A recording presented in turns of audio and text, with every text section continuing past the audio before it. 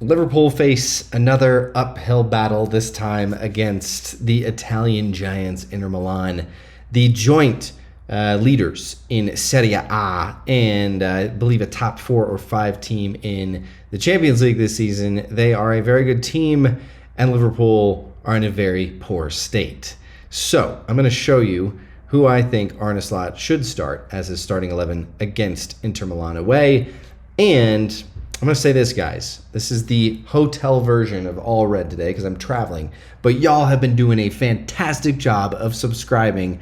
I think the last 2 videos I've put out, I think you guys have just crushed it out of the park. So please continue to subscribe. If you're watching this and you're a Liverpool fan, subscribe. Get in, boys and girls. Let's continue to build this channel as I cover the best club in the world. So let's dive right in to Liverpool's starting 11 against Inter Milan. All right, we're going to start at the back as always with Alisson Becker. He simply has to play when he is fit. There's no other way, but Alisson Becker is numero uno.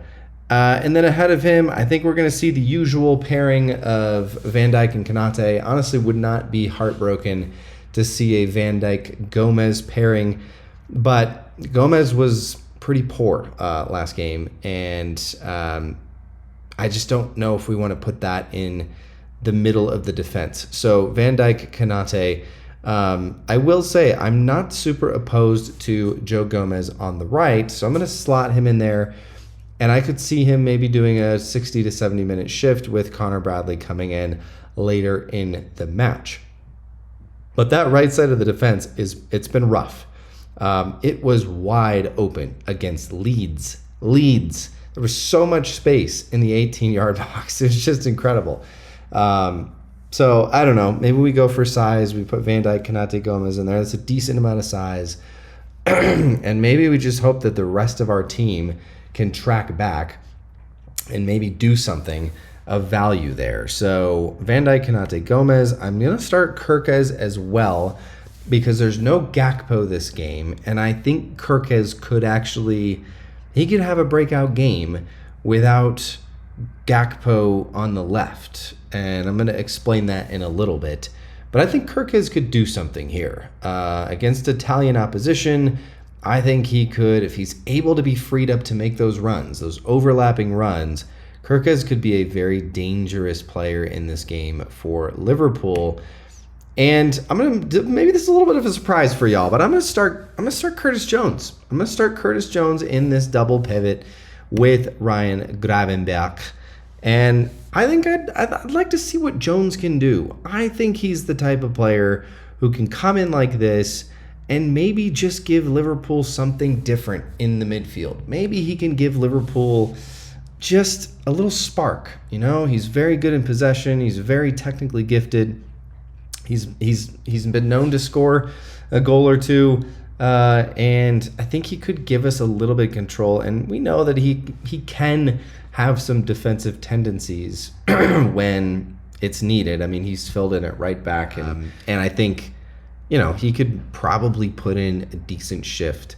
And maybe you get Gravenberch off with 15 minutes to go. Get McAllister in there and just change it up a little bit. But I would be really interested to see what Jones and Gravenberch can do together. And then ahead of them, I'm going with Florian Wirtz. Again, Champions League. This is what Florian Wirtz, I think, is built for. These European nights against opposition that might be not quite as physical, might not be quite as fast as the Premier League. And I think Florian Wirtz could actually do some really interesting and special things in this game. Now, I need to caveat that because I don't have high hopes for Liverpool in this game. Why would I after our recent form? I mean, we lost 4-1 to PSV Eindhoven at home in our last Champions League fixture. So I'm not loving that. And Inter Milan has scored 11 goals in their last 3 matches and only conceded 1. Now, those were not Champions League fixtures. Those were not Champions League level opposition, and you can see actually they lost 2-1 in their past match against Atletico Madrid, who Liverpool already beat this season. So you know, we could theoretically come in and do something here. And I think this starting 11 that I'm formulating here actually is quite strong and actually could do something. So I'm going to put Ekitike on the left. Will this be the match that we finally get to see Ekitike and Isak start for Liverpool on the same pitch for the same team, wearing the same shirt? It could happen. It could happen. Liverpool, I think, have one winger in their squad that they've traveled with, which is Rio Gamoa. I would have a hard time seeing Slot starting him since we haven't really seen him for 2 months. So I'm going to say Ekitike on the left, Wirtz through the middle, and on the right, I think it's Domi Schlabbers, the hairy Hungarian, Dominic Szoboszlai, probably Liverpool's best player this season. And I think Slot has liked seeing him on that right side. I think Szoboszlai on the right helps our defense immensely because he will track back, he will run back, he will be the engine that retreats when Inter Milan are on the attack, when they have a counterattack. Now, what's interesting is when we saw Liverpool play against Leeds, I think Leeds did something I didn't expect, which was they had us in a high press. They were high pressing Liverpool, and that made for such a more open game, both for Liverpool but also for Leeds. They had so much space when they won the ball back because I think they might have done that intentionally to spread us out a little bit more. And you saw the result. It was 3-3, and it was disastrous once again for Liverpool.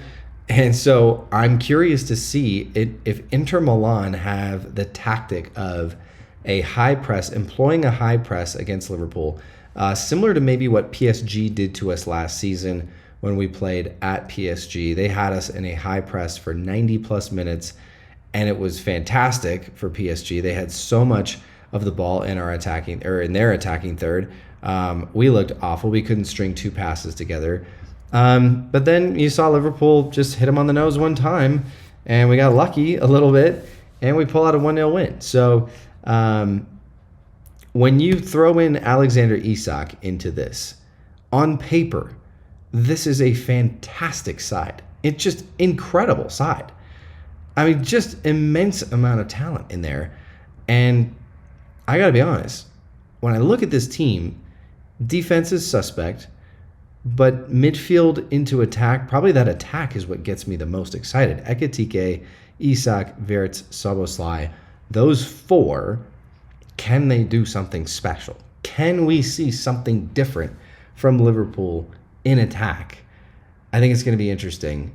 And I think Arne Slot maybe being a little bit more handcuffed with his selections, with no Salah, no Gakpo, no Chiesa, unless he miraculously recovers and feels better.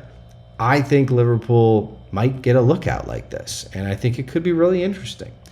Even though it seems like Slot really doesn't want to play Ekitike and Isak together. But what about the score prediction? Well, all right, guys. I think Liverpool get one. And I've been predicting, I think the last two matches, I've predicted Liverpool are going to lose, I think, by 1 goal in each of those. And it ended up being a draw. And so I'm going to say Inter Milan scores 3, Liverpool score 1.